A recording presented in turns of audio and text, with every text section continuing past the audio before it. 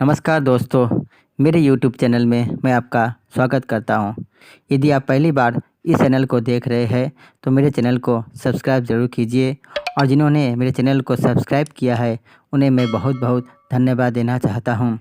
आज इस वीडियो में मैं आपको बताऊंगा कि कर्तृवाच्य से कर्मवाच्य में कैसे बदला जाता है, इसके बदलने के क्या तरीके हैं, क्या नियम है।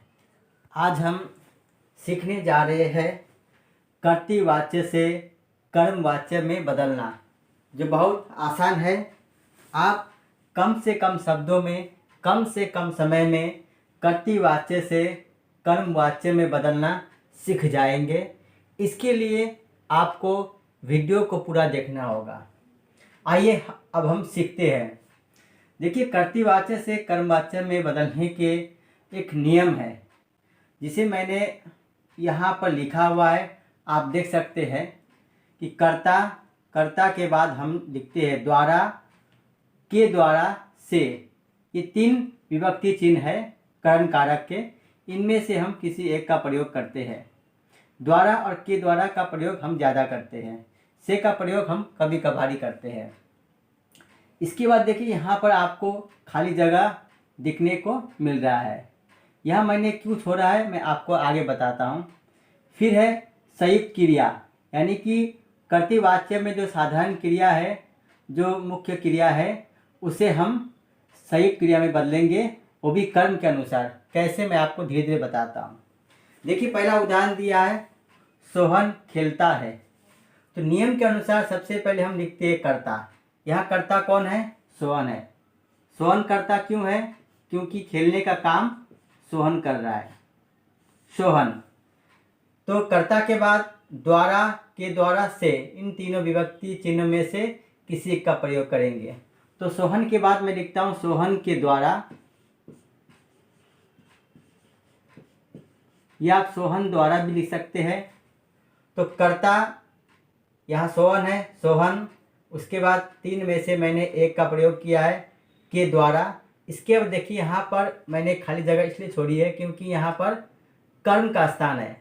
क्योंकि इस वाक्य में सोहन खेलता है, इस वाक्य में कर्म नहीं है, इसीलिए हम कर्म यहाँ पर नहीं लिखेंगे। अर्थात के द्वारा के बाद हम कर्म नहीं लिखेंगे क्योंकि हमारे इस वाक्य में कर्म नहीं है। तो उसके बाद क्या लिखेंगे?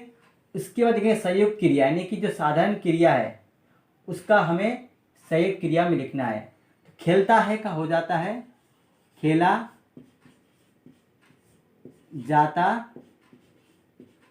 है। तो सोहन के द्वारा खेलता है का खेला जाता है। ठीक इसी नियम से हम बनाएंगे।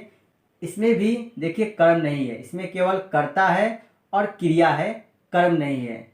और इस सूत्र में, इस नियम में मैंने कर्म को अभी लिखा नहीं है। तो नियम अनुसार सबसे पहले लिखते हैं कर्ता। यहाँ कर्ता बालक है तो लिखेंगे बालक। कर्ता के बाद हम इन तीनों में से किसी एक का प्रयोग करेंगे। तो बालक के द्वारा, विभक्ति चिन्ह, बालक के द्वारा। उसके बाद कर्म नहीं है, इसलिए मैंने यहाँ कर्म लिखा भी नहीं है, यहाँ कर्म भी नहीं, यहाँ भी कर्म लिखा नहीं मैंने। उसके बाद जो क्रिया है इसको बदलना है संयुक्त क्रिया में। तो लिखता है का होता है लिखा जाता है। मान लीजिए यहाँ अगर होता पढ़ता है, बालक पढ़ता है, बालक पढ़ता है, तो आपको लिखना होगा नियम अनुसार पहले कर्ता यानी कि बालक, फिर के द्वारा, बालक के द्वारा, पढ़ता है, पढ़ा जाता है। अगर यहाँ होता दौड़ता है तो दौड़ा जाता है। अगर यहाँ होता खेलता है, जिसे बता दिया खेला जाता है, पढ़ता है, पढ़ा जाता है, लिखता है, लिखा जाता है। इस तरह से ये बनेगा। फिर अगला हम देखिए उदाहरण, तीसरा उदाहरण है कि राजेश नाटक पढ़ता है। इसमें राजेश ये कर्ता है, नाटक ये कर्म है, और पढ़ता है ये आपका क्रिया है। अब देखिए, क्रिया के पहले हम क्या प्रश्न लगाए, क्या पढ़ता है? उत्तर हमें मिल रहा है नाटक, इसलिए नाटक क्या है? कर्म है। हमेशा क्रिया के पहले अगर हम क्या लगाकर प्रश्न करते हैं और उसका उत्तर यदि हमें मिलता है तो उसमें कर्म होता है। जैसे यहाँ पर वह मिठाई बनाता है, अब बनाता है क्रिया, इसके पहले आप क्या लगाइए, तो क्या बनाता है, उत्तर मिल रहा है मिठाई, इसीलिए क्या है, ये कर्म है। तो अब शायद आप समझ गए होंगे कि कर्म की पहचान कैसे की जाती है। क्रिया के पहले क्या लगाकर प्रश्न करें और उत्तर मिले तो। तीसरा उदाहरण है, राजेश नाटक पढ़ता है। तो सबसे पहले हम लिखते हैं कर्ता राजेश, फिर हम लिखते हैं विभक्ति चिन्ह द्वारा, आप द्वारा लिख सकते हैं, राजेश द्वारा। अब देखिए अगर इसमें कर्म है, इस वाक्य में कर्म है, तो नियम में मैं कर्म जोड़ दे रहा हूँ। ध्यान से देखिए, कर्म जोड़ रहा हूँ क्योंकि इस वाक्य में हमारा कर्म है। तो राजेश कर्ता हो गया, फिर हमने कर्ता के बाद द्वारा का प्रयोग किया, द्वारा के बाद देखिए कर्म, हमारा कर्म क्या है, नाटक है, तो नाटक लिखेंगे। उसके बाद जो क्रिया है इसको बदलना है संयुक्त क्रिया में, पढ़ता है का पढ़ा जाता है। अब पढ़ा जाता है, देखिए लिखा हुआ है कर्म के अनुसार, ये हमारा कर्म नाटक है, नाटक पुल्लिंग है, इसीलिए पढ़ा जाता है। अगर मान लीजिए यहाँ पर होता कि राजेश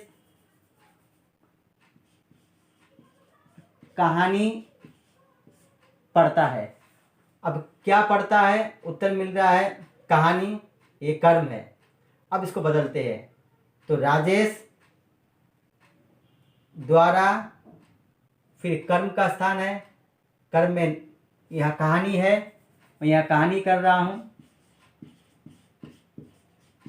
और पढ़ता है का पढ़ा जाता है। अब देखिए लिखा है कर्म के अनुसार, ये कर्म हम देखते हैं कर्म क्या है, स्त्रीलिंग है, इसीलिए हमारी जो क्रिया होगी, जो संयुक्त क्रिया होगी वो स्त्रीलिंग होगी। कैसे, तो कहानी पढ़ी जाती है।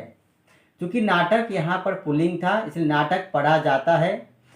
अब जैसे कर्मवाच्य में बदलेंगे तो कर्म की प्रधानता होती है। आप जानते हैं कि जो कर्मवाच्य है इसमें कर्म की प्रधानता होती है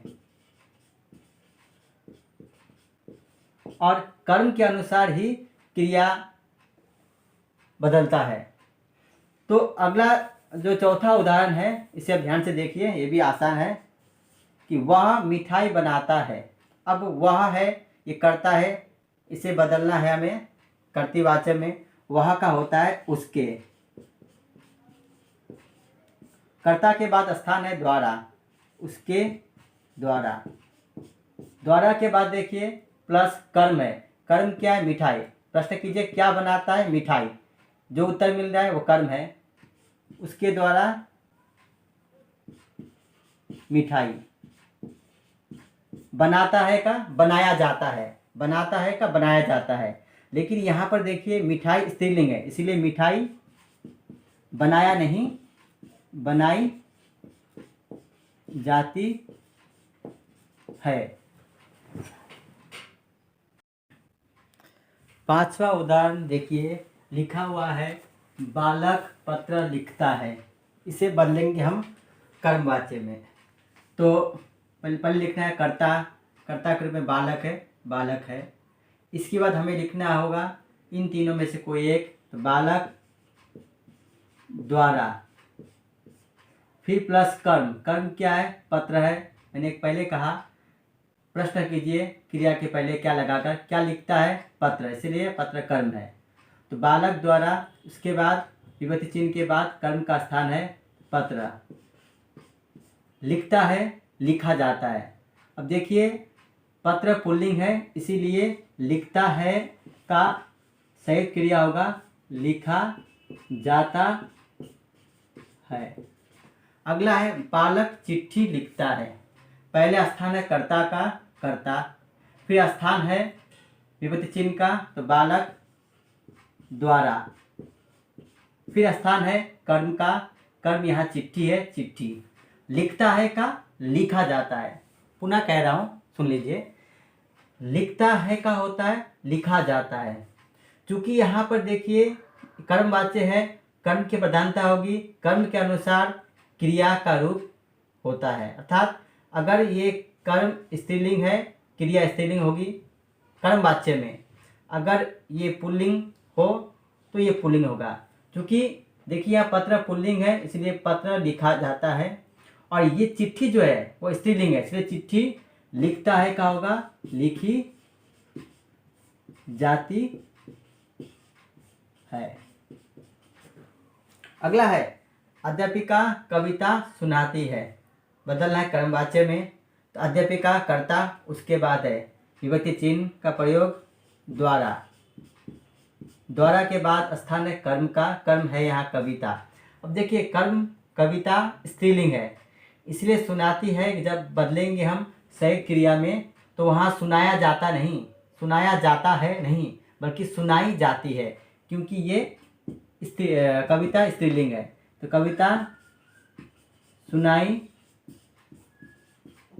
जाती है। और अंतिम उदाहरण है मैं भोजन करता हूँ। देखिए मैं अगर कर्ता कर्ता है तो जैसे हम इसको बदलेंगे कर्मवाच्य में, मैं का हो जाता है मेरे द्वारा। जैसे देखिए अगर कर्ता अगर वह हो, उसे बदलना होगा कर्मवाच्य में, तो वह का होगा उसके द्वारा। अगर मैंने लिखा हो, जैसे मैंने आम खाया, तो मैंने का होगा मेरे द्वारा आम खाया गया। हम का होगा हमारे द्वारा, उसने का उसके द्वारा। अर्थात ये कर्तृवाच्य में कर्ता इस रूप में होगा और कर्मवाच्य में वह इस रूप में बदल जाएगा, वह उसके द्वारा। तो मैं भोजन करता हूँ, मैं का कर्मवाच्य में बन गया मेरे द्वारा। इसके बाद कर्म का स्थान है भोजन। भोजन के बाद आपको लिखना होगा इस क्रिया को संयुक्त क्रिया में। करता हूँ का होगा वो किया जाता है, मेरे द्वारा भोजन किया जाता है। भोजन पुल्लिंग है, इसीलिए किया जाता है। सपोज अगर ये स्त्रीलिंग होती, कर्म स्त्रीलिंग होती, तो ये भोजन की जाती है। मान लीजिए यहाँ लिखा होता मैं रोटी खाता हूँ, मैं रोटी खाता हूँ, तो उत्तर होगा मेरे द्वारा रोटी खाई जाती है। क्यों? क्योंकि रोटी स्त्रीलिंग है, इसीलिए रोटी खाया जाता है नहीं, रोटी खाई जाती है। इस प्रकार से हम कर्तृवाच्य से कर्मवाच्य में बदलना सीखे हैं। ध्यान दें कि जो मैंने बताया है ये सभी वर्तमान है, सभी वर्तमान काल में है। ये वर्तमान काल वाले कर्तृवाच्य को मैंने बदला है कर्मवाच्य में। लेकिन जब हमारा ये कर्तृवाच्य भूतकाल हो तो वहाँ पर थोड़ा परिवर्तन है, नियम यही है, थोड़ा परिवर्तन होगा। वो मैं आपको अगली वीडियो में विस्तार से बताऊंगा कि अगर कर्तृवाच्य भूतकाल में हो तो उसे हम कर्मवाच्य में कैसे बदलते हैं।